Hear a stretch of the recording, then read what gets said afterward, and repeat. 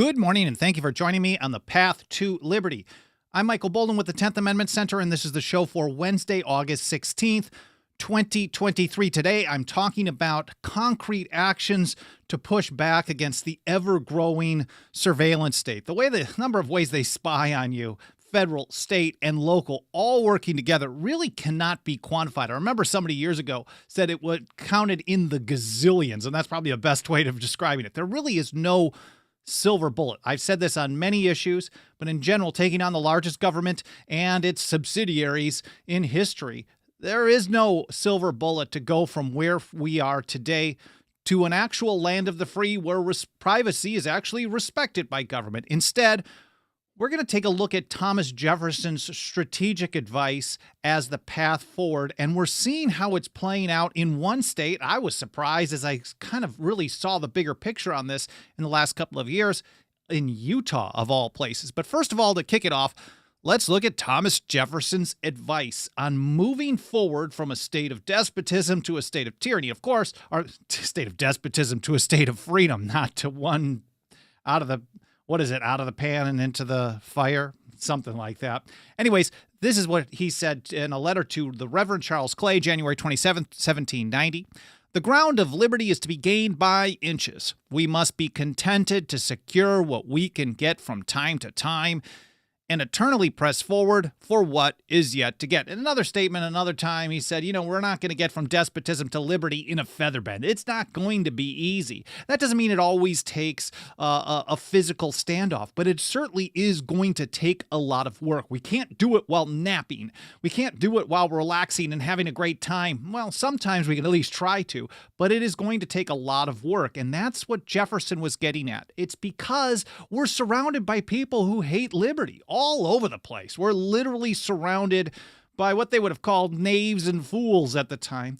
And Jefferson specifically said it takes time to persuade men to do even what is for their own good. And liberty is for their own good. So the first step really is to understand the source of our problem. Of course, when it comes to surveillance, we have relentless, warrantless surveillance by all kinds of federal agencies, the NSA, the DEA, the ATF, the FBI, the DHS, even the Postal Service, and everything in between. They're spying on anything and everything they can as much as they can. They vacuum up everything they're able to as far as data goes, and then they make it available with each other. And then in many situations, through fusion centers and information sharing environment, ISC, this is a post 9/11 thing, a Patriot Act type of expansion, they share it with all kinds of state and local law enforcement as well. So and whenever they want more, and if that wasn't enough, whenever they want more, which is constantly, they've got billions of dollars in stolen loot, tax money, we'll call it that, and they send billions of dollars in grant money of stolen money to the states for state and local law enforcement agencies to buy additional surveillance tech. Generally, it's for the more granular local type of surveillance. And then the locals go around and spy on everybody, and they share the information upstream, and around we go. I mean, the feds spy on everybody, and they share it with the locals. Then they pay the locals to get more spying equipment, and they spy on everybody, and they share it with the feds, and circle and circle and circle. Here's how Mike Meharry describes it. He said, thanks to it, and this is a draft text. It's not the final, from our upcoming 2023 State of the Nullification Movement report, which I'm really excited about. This is going to be our best one yet. I say that every year because we keep working to improve, and that's what's really cool about this. We look back on this over the last number of years. We've really worked to improve our messaging and the quality of our work. And this one's going to be awesome. And here's how Mike puts it. You can also read the current version of this, which I don't think is much different in this section. But he said, thanks to unconstitutional federal funding programs, local police have access to a mind-boggling array of surveillance equipment. Cell site simulators, drones, license plate readers, facial recognition technology, gunshot detection, all kinds of acoustic surveillance, and the like. And the process, Mike says, usually allows, this is so the federal funding programs, the grant program, giving out the stolen loot. Generally what they do is they just make this cash available. They say you're going to be able to buy this, this, and this, or if you're part of a joint terrorism task force or a drug war task force or a gun control task force, they're going to give you the tools that you need to keep our community safe. And that's what it's always sold as. He said the process usually allows law enforcement agencies to obtain this extremely intrusive technology without any local process for approval or oversight. It's a direct connection usually between the local law enforcement agencies or the local government and the feds. Now, sometimes the local government isn't even involved. They don't even know what's going on. Sometimes it's on a state level, but it is a direct connection. They're basically acting as political subdivisions of the central monster state. Mike goes further. He says, now, of course, there's always strings attached. In return for this federal money, state and local police make the information they gather through their surveillance programs available nationwide through federal databases. The feds, along with police and other jurisdictions, can then share and tap into vast amounts of information gathered at the state and local level through fusion centers. There's around 70 or so of these around the country. They're state-federal partnership. I think they're primarily, or at least partially, heavily funded by the state level, but it's basically a warrantless data collection center, and they're basically passing information around through these fusion centers, or a system known as the Information Sharing Environment, which is ISE. Now, Mike continues. As a result, efforts to opt out of these programs. So if you opt out of the surveillance program on a state or a local level and you protect privacy at a state or a local level, they actually end up having a significant spillover effect on the national surveillance state. Because if one agency is using red light cameras and they're tracking the location, and it's not just red light cameras, that's really an understatement. If they're using license plate readers, which I'll mention briefly a little bit later in the show, but if they're tracking the location of everybody for the so-called crime of driving, and they're keeping records of where everyone goes at all times, constantly, what they're doing, even sometimes they don't even know how the process works. As soon as they upload that data, it gets shared with hundreds of other agencies, and as many as 800 just automatically. So if you're being recorded where you're going on a highway in Southern California, in Boise, Ohio, Idaho, or wherever, this information is always accessible by everyone, everywhere, federal, state, and local. And I don't really think there's probably any agencies that are opting out of getting all this valuable information on the people that they want to control. So here's the TLDR. When they stop spying on a local level, there's no data to be shared with the feds or the other states. So that's really the first step. We have to understand the problem. And so let's look at what's going on in Utah. I'm just fascinated by this because I wouldn't think of Utah as being a place where pro-privacy legislation on a state level would be kind of a heavy emphasis. And I'm sure we can thank our good buddy Connor Boyack at the Libertas Institute in Utah for being very influential on this. I know they were a number of years ago, and I'm certain that they're doing that kind of work going forward as well. Generally, it's not the red states that are advancing privacy legislation, so it's really great to see some small steps. Again, the ground of liberty is to be gained by inches, and hopefully you'll see the big picture like I'm seeing it here as well. But starting in 2014, Meharry writes, the Utah legislature has built some of the most robust privacy protections in the country with a step-by-step approach. And some of the steps are very small, but they all keep getting built upon. And we see this also in Utah when it comes to the Legal Tender Act, which was passed in 2011. And maybe I should do an episode on that as well, how they've expanded support for sound money in Utah like 3 or 4 times over the last decade. So this is something that we can build upon step by step, inch by inch, person by person, brick by brick for the Constitution and liberty. Here in 2014, that year, the Electronic Information Privacy Act was signed into law, making any electronic data obtained by law enforcement without a warrant inadmissible in a criminal proceeding. It also prohibited Utah law enforcement from obtaining phone location data without a warrant. Now, this is important because it makes it much more logistically difficult for them. At least there's some hoops and roadblocks for them to go through to use information that's collected in other states or by the feds and then shared upstream or sideways or downstream through fusion centers and ISC. So if there's restrictions on them doing it, they can't I'm sure they're violating it, but it's harder for them to get away with it. At least there's some sunlight on them. So that's 2014. And then that same year, the state also restricted warrantless drone surveillance. So they had some restrictions on using drones to spy without a warrant. That's positive. Again, they're not collecting as much information. They're not using it as often for just blanket surveillance, and then that means they have less data to collect, less data to build information on you and to share with everyone else. So in 2019, the state then expanded the Electronic Information Privacy Act. So 5 years later, it took them to get the ball rolling again, to ban warrantless access to data stored in the cloud. They were concerned, or they probably saw, and generally what happens with these types of follow-up legislation is they pass something to restrict things, and then they see that, well, the surveillance pigs, they find a way to work around it. And then they're like, well, we're not actually doing this, we're doing this, and you didn't tell us we couldn't do this. And a lot of times when that happens, they just let it go. And that's the end of the story. They found a loophole, and people are always concerned that they're going to find loopholes. And honestly, no matter what you pass, they're going to find a loophole. And in a way, there's a bit of a whack-a-mole that's happening here.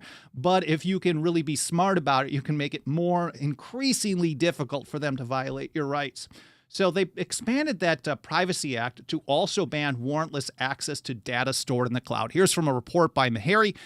The law prohibits law enforcement agencies from accessing electronic information or data transmitted to a remote computing service without a warrant based on probable cause in most situations. So there's still an opening. In effect, it will prohibit police from warrantlessly accessing information uploaded into the cloud, where basically everything is all the time. Then in 2021, 2 years later, the state again expanded the Electronic Information Privacy Act to require police to get a warrant before accessing communication service provider networks. So now they're saying, well, we start here. Now we're just going to get it from the cloud. Now we're going to get it directly from the network. And so they keep clamping it down, trying to box them in. The law prohibits, again, from Meharry, law enforcement agencies from accessing electronic information or data transmitted through a provider of an electronic communication service. In practice, this tightens up the existing law to ensure police must get a warrant before accessing communication service provider networks in order to intercept data. Again, just continue trying to clamp down on it. They will continue trying to do end runs around it. We have to just acknowledge that that's what government does. And it's going to be this constant back and forth. But if you let up, then, of course, the floodgates open. Then in 2022, the state expanded on those restrictions. If you remember, it wasn't just the Electronic Information Privacy Act that was first passed in 2014. There was also another law that was passed that did some moderate restrictions on using drones for surveillance. So you could fly over farming areas, you could fly over cities, whatever, and you're monitoring people. And then, mind you, drones can also be affixed with all kinds of other tools. It's not just cameras taking pictures. You can do live stream. You can add facial recognition. You can add license plate trackers. You can add thermal imaging for gun control efforts. And I know we probably don't see that type of thing as much in a place like Utah, but acoustic and acoustic detection for gunshot is used to listen on people. And then, of course, there's the thermal imaging to see who's carrying. And basically, and it's an attack on concealed carry as well. So in 2022, the state then expanded these restrictions on drone surveillance to also include, quote, radar, sonar, infrared, or other remote sensing or detection technology. So in most situations, I would say 75 to 80% based on my reading of the act. About 75-80% of the time, they can't use those types of remote sensing technologies, which, of course, we want it to be 100% because we can't trust these people with this kind of power. But it is, again, another step forward. And then in 2023, just this year, it went into effect a few months ago. The state enacted a law limiting warrantless geofence location tracking and requiring detailed reporting on it as well. And if you're not familiar with geolocation tracking, basically, if you're just thinking about looking at an app, a map app, if you can draw a square on it, or it's just any kind of a shape that you want, and then anything within that square, you're getting all the data of all the people who are in and out of that area over a period of time. And if you think about, let's like a busy tourist area or in a city, the amount of people that are going through that area and transmitting because Their cell phone is sending out a signal at all times. Their spy phone is sending out a signal at all times, and they're collecting that. They're building profiles on people, etc. And this certainly was used, for example, here in California. I know in the San Jose area, they were using geofence location tracking to go after people who kept a church open during the lockdowns or keep track of them. And this was more of an early kind of use of it. I'm certain that these people want to build this type of thing up to be able, so the next time that there's a lockdown, they can be far more aggressive with the technology. So it's good to see that there's a restriction on using this in Utah. I mean, they may try to come up with some emergency exception that isn't there, but at least we've got a foundation. And here's from Mike Meharry's report. This is in May of this year. The new law requires police to get a warrant before obtaining reverse location information for electronic devices within a geofence, or by using cell site simulator records in most situations. In effect, the passage of HB 57 limits a process called geofencing. This technique allows police, government agents of any kind, it could be a health administrator, it doesn't matter, it could be the feds, as long as they can access this stuff, allows government to search broad geographic areas and identify every electronic device in the area. Oh, violated a lockdown. We know everyone who was there. We can show up at your door. Went to an illegal gun show or a gun store that was kept open when they're not supposed to. We know everyone who is there. I mean, and they certainly can do this already, but they want to expand it even further because the technology that they're using already isn't getting them enough data. So they're trying to make it more Orwellian or beyond whatever Orwell ever warned about. So I'm going to link to all these reports, the original source documents that I mentioned and the like, in the show notes over at 10thamendmentcenter.com/path2liberty. The blog is going to be posted there for this episode, and you'll find all the different platforms we're on. Of course, we live stream on the mainstream ones like YouTube and Twitter and Twitch and Facebook and LinkedIn. I also love seeing people over at Odyssey.com. Lots of great convo over at Odyssey.com. Lots of great feedback over there, plus Rumble.com as well. And then we have the audio-only version on basically every platform that we can think of. I'm sure we're missing from some. Let us know if we're missing from your favorite. You can email team@10thamendmentcenter.com. But Alan Mosley is now taking over doing the blog posting, setting up for each episode. So that's a little bit later in the day, sometime in the next few hours. But I'm very grateful that Alan has decided to take that role on, and we're going to try to see if we can get a few more things for him to do as well. That frees me up to do a little bit more research and work as well. Again, 10thamendmentcenter.com/path2liberty. I want to say a quick hello to everyone out in the live chat. I really appreciate you being here, whether this is your first episode or you've been here for every single one since day one. There's rights are not tradition. I like that. Haji, like the surveillance pigs. Sometimes I just can't think of things. And my mother always used to tell me, one of my biggest problems was diarrhea of the mouth. Sometimes it's fun because whatever comes into my brain, it's out of my mouth before I even have a chance to pause and think about it. That doesn't always work out too awesome. But there's Melody Skaman. Good to see you. Hardneck Farms, Kirk Morrison, scrolling through President Merkin Muffley, the crew chief, and everybody else, Lewis Tart, Chris, Tim Martin, Cheriton, and others. I appreciate you guys all being here. And I'll look a little bit later in the show if I've got a couple of minutes to see if there's any comments or questions I can get back to. Now, let's go back to Thomas Jefferson. Since we're talking about his strategy, we know he told us that the ground of liberty is to be gained by inches. That's in 1790. In 1798, Jefferson, along with James Madison, drafted responses for Kentucky and Virginia against the hated Alien and Sedition Acts, which really... it didn't first formalize it, but really reaffirmed the principles behind nullification, going all the way back to the principles of the American Revolution, that when they go beyond the limits of the Constitution, the act is void, and it's up to the people locally to do something about it. Thomas Jefferson said, a nullification of the act is the rightful remedy. So the day after that was passed and signed, November 17, 1798, he fires off a letter to James Madison, who he knows is working on similar resolutions for Virginia against the Alien and Sedition Acts. And he's very excited about this. And here's what he had to say. I enclose you a copy of the draft of the Kentucky Resolves.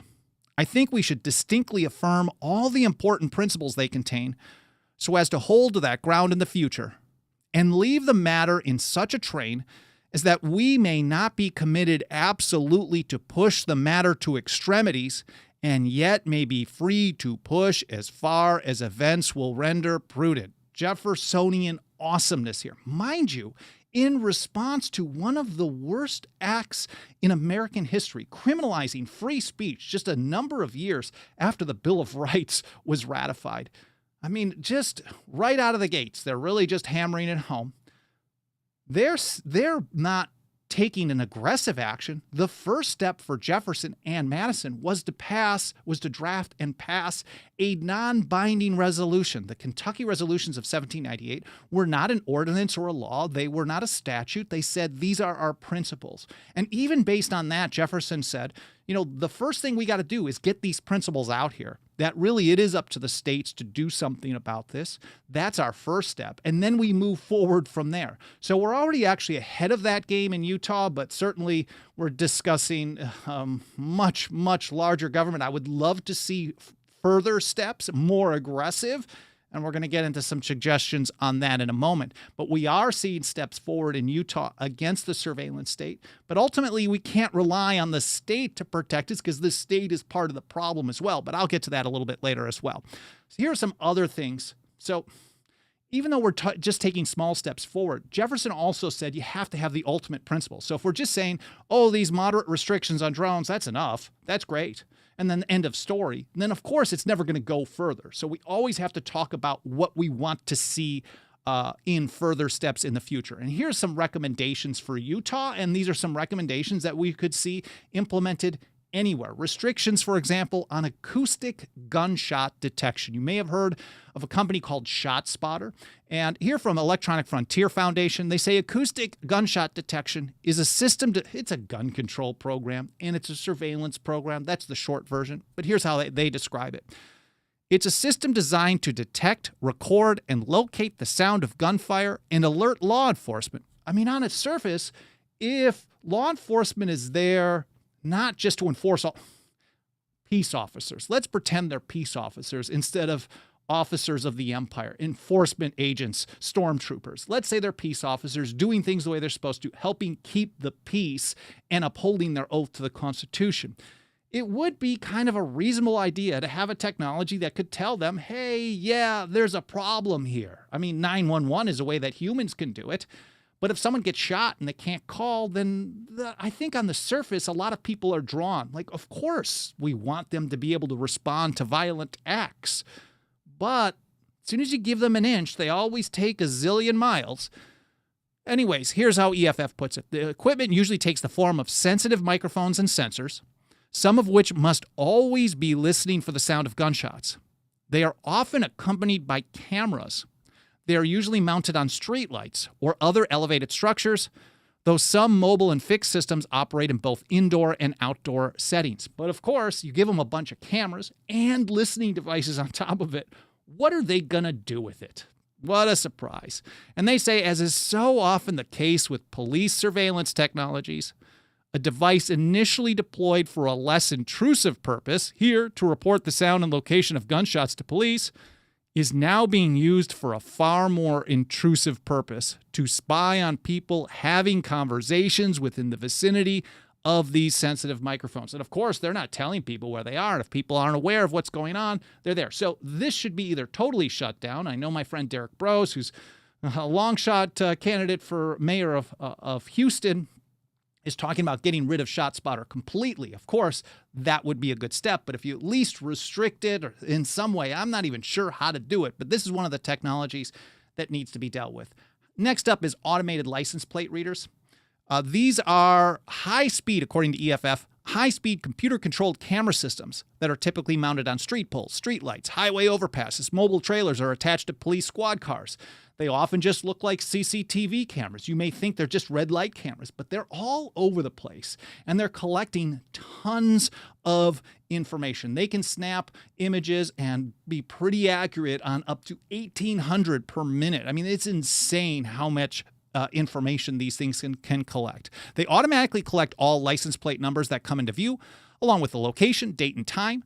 The data, which includes photographs of the vehicle and sometimes its driver and passengers, is then uploaded to a central server. It's uploaded to something that goes into a fusion center that gets shared everywhere. So they're tracking the location of everybody. I did an episode on this it looks like just a few weeks ago, July 21st, 2023, ALPR, stalking you by your license plate. Alan Mosley's going to have that linked in the show notes. From my understanding, and I haven't read the full text of the act in Utah in quite a while, but what I remember is they had some very, very moderate limits on sharing the data, but a broad set of loopholes that allows them to use ALPRs all the time. So it doesn't seem to be a really awesome set of limits. So there are some, but in Utah and everywhere else, these things either need to be completely shut down or at very least, the data can't be stored for more than 24 hours or 7 days. Some do 30 days, and then it can't be shared.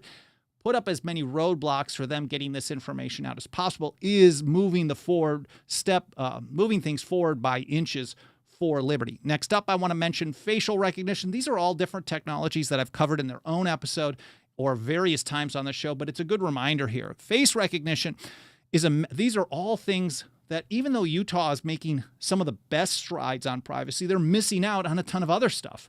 And that means everybody else is way, way worse. So facial recognition is a method of identifying or verifying the identity of an individual using their face. They can be used to identify people in photos, video, or real time. Law enforcement may also use mobile devices to identify people during their police stops. I know a lot of people love body cameras, but body cameras can be equipped with streaming capability. They can be equipped with facial recognition, and I see them as a tool of mass surveillance. Of course, somebody happens to disconnect it or cover it up at the wrong time, that they're not that helpful anyway. So they need to actually restrict facial recognition surveillance because it's impossible to do that over a mass. This is a general warrant. It's a mass surveillance tool on its own. Now, in Montana, just this year, they passed a moderate restriction on it. And this might be an example of a step forward that places can take. This is Senate Bill 397, which goes into effect, I think, in October. It includes an outright ban on continuous facial surveillance. So in other words, setting up cameras and monitoring everybody going through an area all the time. It's defined as the monitoring of public places or third-party image sets using facial recognition technology for facial identification to match faces with a pre-populated list of face images. So just anything that is constantly tracking people by their face. That is banned in most situations in Montana. Of course, that link will be in the show notes. And now here's the biggie, one that we haven't even discussed yet. The massive NSA data center in Bluffdale, Utah, which cannot function without millions and millions of gallons of water to cool these are water-cooled servers at the Bluffdale, Utah NSA data center. It is a massive, massive place that's collecting data on everyone, everywhere, all the time. There's another one in San Antonio. Of course, Fort Meade is expanding in Maryland.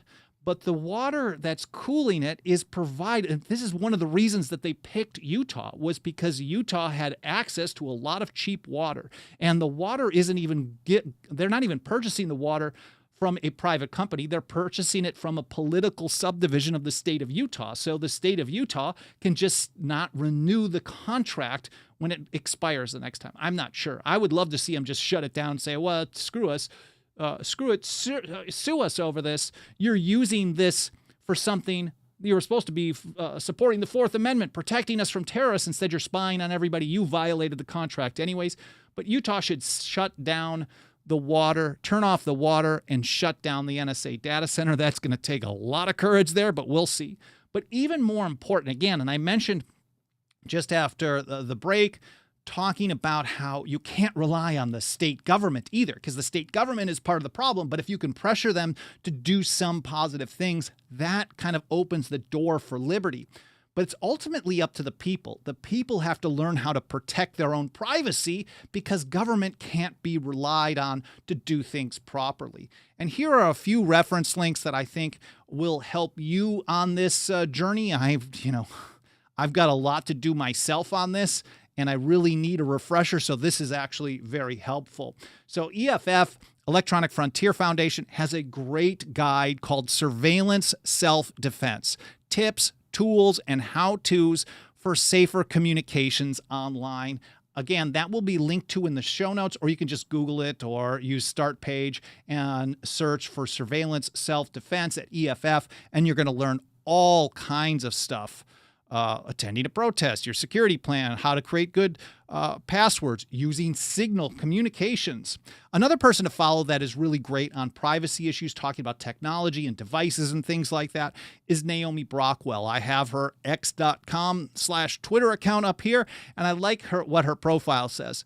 Dance like no one's watching, encrypt like everyone is. So you can get a lot of great tips from Naomi Brockwell. Or here's an old article. I haven't reread it since maybe 3-4 years ago. 5 online privacy tips from Edward Snowden over at Inc.com. It might give you some ideas as well. I think those 3 in conjunction are very helpful if you want to learn how to advance your own skills and protect your own privacy without waiting on government to do the right thing. You can actually make things a little bit more difficult to track you as well. But ultimately, every step forward that we take, we have to remember that there are many, many more that need to be taken. Otherwise, we wouldn't be living under the largest government in history. We wouldn't be living under the largest surveillance state in history. The amount of data they collect, man, Stalin would have been drooling over this kind of information. So there's a lot of work to do, and we can't let up. Here's how Samuel Adams put it, writing as Candidus in the Boston Gazette in 1771. He said, "Instead of sitting down satisfied with the efforts we have already made, which is the wish of our enemies, the necessity of the times more than ever calls for our utmost circumspection, deliberation, fortitude, and perseverance." And I think it's so important to reiterate that it is the wish of our enemies. They're willing to take an L every now and then. We can take a W, but it's not a W unless we keep pushing forward.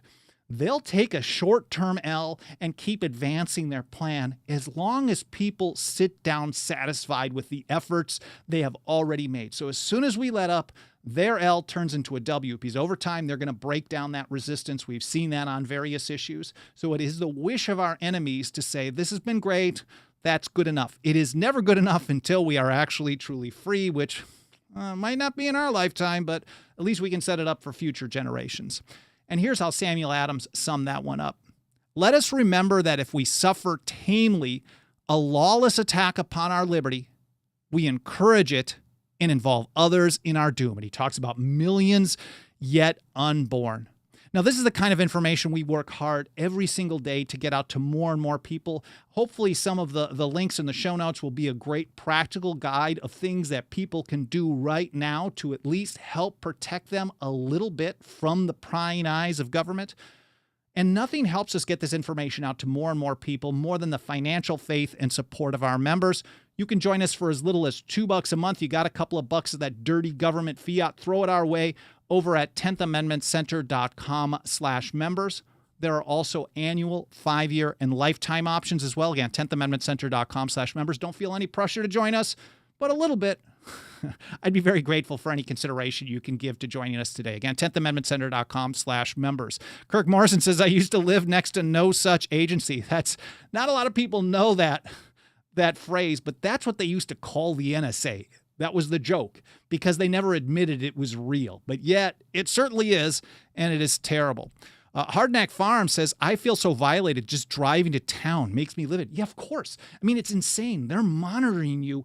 I mean, mind you, as soon as you carry your phone around, and I know I do too, even if you turn it off, if you haven't taken the battery out, it's still pinging. So, I mean, I've been on a trip. I went on an anniversary vacation a number of years ago into another country, and we didn't have access to an international plan. And I pulled up my phone, and the map app was still working. There was not even any data connection. It was still pinging the local towers, and I could get a location. I was able to find my way around. It's fascinating how these things work. So not only are they tracking you with your phone, but then if you add the license plate and then cell site simulators and drones and red light cameras, it's insane the amount that they monitor us. So even if you are not carrying a cell phone, which if you don't want to be tracked, that's one thing to do. But it sucks that you have to give up a convenience of life something of the marketplace, a way to connect with other people that you love or that you want to work with, because government is trying to screw you over. I mean, that is a horrible reality. And that's kind of reminds me of what Thomas Paine had to say. Remember, this was in Common Sense. He said, remember, when it's really bad, we have to remind ourselves that we furnish the means by which we suffer. So that's an argument against the taxation place. Here's the crew chief. License plate readers used by the Oklahoma Turnpike Authority are used for charging tolls to people who use the turnpikes. Yeah, we get the same thing here in Southern California. They use these license plate readers. Of course, it's a way to make things convenient. But once government has access to that information, it's pretty nasty. Anyways, I hope you guys found this interesting. I hope it was educational. I hope you learned something more important than anything, and I hope there's something useful for you in this episode. That was really my goal here, and I hope I did at least a decent job. Again, don't forget, 10thAmendmentCenter.com/Path2Liberty is where the blog post with all the links will be a little bit later today. And then our membership program, 10thAmendmentCenter.com/members. I'm really grateful for you spending some of your time with me today, and I hope to see you next time here on the Path to Liberty.